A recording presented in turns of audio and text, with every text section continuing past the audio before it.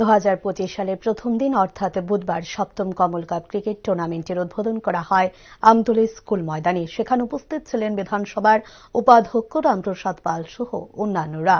খেলার মাঠ থেকে যুব সমাজ ধীরে ধীরে পিছিয়ে পড়ছে, তাই যুব সমাজের কথা চিন্তা করে তাদেরকে পুনরায় খেলায় মনোযোগী করে তোলার লক্ষ্যমাত্রা নিয়ে গত 7 বছর ধরে এই কমল কাপ ক্রিকেট টুর্নামেন্টের আয়োজন করা হচ্ছে। একইভাবে বছরও প্রায় 2 মাস ধরে এলাকার যুবদের প্রচেষ্টায় সপ্তম কমল কাপ ক্রিকেট টুর্নামেন্টের উদ্যোগ গ্রহণ করা হয় বলে সাংবাদিকদের মুখোমুখি হয়ে জানান উপাধ্যক্ষ রামপ্রসাদ পাল।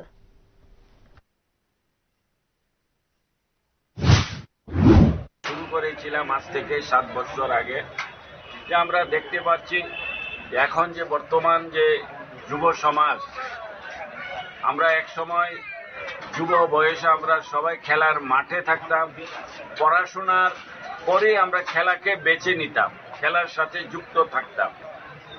এই জায়গা থেকে যুব সমাজ আজকাল ধীরে ধীরে পিছিয়ে যাচ্ছে।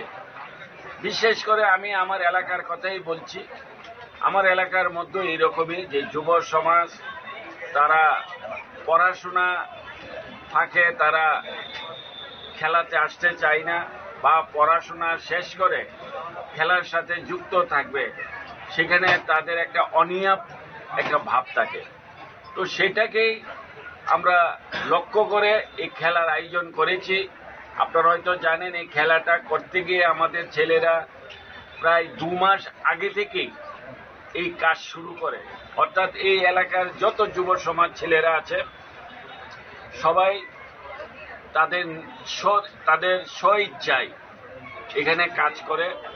যারা যারা ভালোবাসে ক্রিকেটকে, তো তারা সবাই এসে এই কাজের আয়োজন করে এবং তাদেরকে নিয়ে এই খেলা করা হয়। এতে করে তারা যে একটা মিসগাইড বা তারা যে কখনো একটা নেগেটিভ একটা জায়গাতে তারা চলে যাওয়ার একটা তাদের অবস্থা থাকে, বা তারা অনেক সময় নিজেদেরকে একটা কোনো কাজ থাকে না বা বেকার হিসেবে তারা অনেক সময় তারা নেগেটিভ চিন্তা ভাবনা করে, সেটা থেকে তারা বিরত থাকে এবং সেখান থেকে তারা খেলার মাঠে এসে কাজ করে, তারা নিজেরও আনন্দ পায়।